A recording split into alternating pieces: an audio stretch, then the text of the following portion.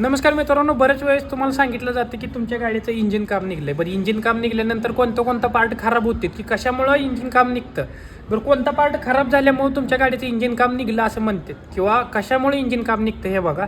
एक दोनच गोष्टी आहेत महत्त्वाच्या लक्षात घ्या मित्रांनो. खूप महत्त्वाचा व्हिडिओ सांगत असतो तरी पण तुम्ही या पेजला फॉलो करत ना, पेजला फॉलो करा.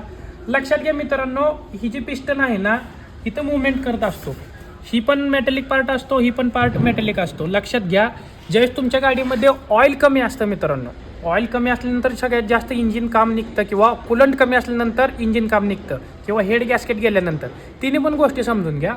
ही पिस्टन आहे ना, ह्याच्यामध्ये स्लीवमध्ये फिरत असतो, खालीवर येत असतो मित्रांनो. आणि ह्या पिस्टनच्या पिस्टन रिंग आहेत ना, ही पण ह्या स्लीवमध्ये फिरत असते.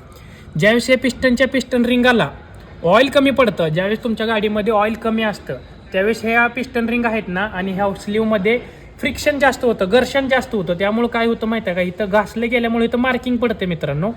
मार्किंग पडल्यामुळे काय होतं, जी खालचं जे ऑइल आहे ती वर उचललं जातं किंवा वरचं जी बॅक कॉम्प्रेशन म्हणतात ना, जी की वर जळलेले गॅसेस आहेत किंवा कॉम्प्रेशन लीक होतं.